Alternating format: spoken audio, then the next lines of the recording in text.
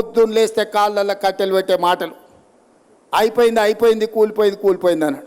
అన్నోడు ఏడున్నాడా ఇప్పుడు? ఏమన్నా కనిపిస్తుండా? ఉన్నాడా? రోజు లెక్క పెట్టుకుంటున్నాడు ఎవరుండ్రు ఎవరు పోయినరు అని. ఇవాళ మన నగరాన్ని అభివృద్ధి చేస్తున్నాం, ఇవాళ మన ప్రాంతం అభివృద్ధి జరుగుతుంది అని చెప్పి ప్రకాష్ అన్న లాంటి వాళ్ళు ఇవాళ ఈ ప్రభుత్వానికి అండగా నిలబడి ఈ ప్రభుత్వాన్ని కాపాడినప్పుడే అభివృద్ధి జరుగుతుందని చెప్పి వాళ్ళందరూ ముందుకు వచ్చారు. ఎగ్గ మల్లేశం దగ్గర ఎన్ని పైసలునో మీకు తెలుసు, నేను చెప్పాల్సిన పని లేదు. అవునా? రిజర్వ్ బ్యాంకులో ఏమైనా తక్కువ కడితే కూడా అప్పించడానికి నగదు ఉంది. ఇవాళ వాళ్ళందరూ మనకు ఎందుకు మద్దతు పలుకుతారు అంటే, అరే తెచ్చుకునే తెలంగాణ మనం బాగు చేసుకోవాలనా సార్, ఏదో కష్టపడుతాడు, మేము కూడా మా శాతనైన కాడికి సాయం చేస్తే బలపడతాడు, బలపడితే తెలంగాణ అభివృద్ధి అవుతుందన్న ఆలోచనతో వాళ్ళందరూ ముందుకు వచ్చారు. ఏముందే నా దగ్గర ఇయనీకే? ఏముంది చెప్పురు? నా అంగి అమ్మితే ఏం రాదు, లాగమ్మితే కూడా ఏం రాదు. ఏమిస్తాను నేను వాళ్ళకు? ప్రకాష్ అన్నకో ఎగ్గ మల్లేశంకో ఏమి ఇవ్వగలిగినాము? వాళ్ళు ఏంటంటే మన ఆలోచన విధానాన్ని నచ్చి ఈ ప్రభుత్వాన్ని పడగొడతామని ఇద్దరు అచ్చోసిన ఆంబోతులాక ఊరు మీద ఇడిచిన మైసమ్మ పోతులు ఉంటాయి కదా, అట్లా మన మీద బీఆర్ఎస్ వాళ్ళు బీజేపీ వాళ్ళు పడగొడతాం అంటారు. మీరు పడగొడతామని అంటే మేము నిలబెడతామని వాళ్ళు ముందుకు వచ్చారు.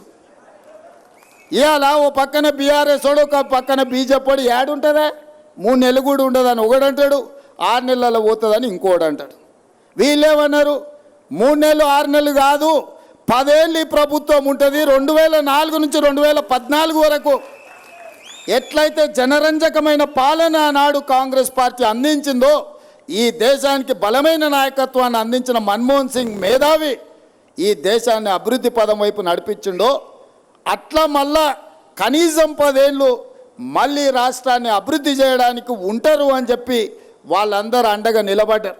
అందుకే మిత్రులారా, ఆనాడు పిసిసి అధ్యక్షుడిగా కానీ, అంతకంటే ముందు కార్యనిర్వాహక అధ్యక్షుడిగా కానీ, అంతకంటే ముందు ఎంపీగా కానీ, ఎమ్మెల్యేగా కానీ, ఎమ్మెల్సీగా కానీ, జెడ్పీటీసీగా కానీ దాదాపుగా ఈ 16-17 ఏళ్లలో నాకు పరిచయం ఉన్న వాళ్ళందరూ నేను కలుస్తూనే ఉన్నా.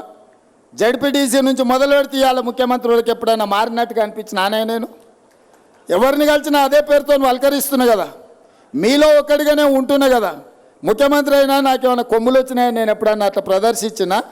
రోజు పొద్దుగాల ఇంటికి వచ్చిన వాళ్ళతో మాట్లాడుతూనే ఉన్నా, కలుస్తూనే ఉన్నా కదా. చెప్పింది ఒకసారి కొన్ని అవుతాయి, కొన్ని కావు.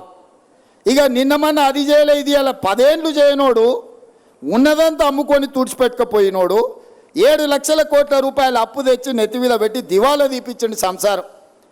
ఏం చేద్దామన్నా అప్పులు వెళ్తున్నాయి. ఏ గూట్లో చేయి పెట్టినా అప్పుల సిట్టి కాగితమే బయటికి వెళ్తుంది. పొద్దున్న లేతే పకిరోడు మన ఇంటికానే ఉంటుండు, పటాన్ మన ఇంటికానే ఉంటుండు. నువ్వు బాకీ ఉన్నావు, అప్పు కడతావా లేదా అని.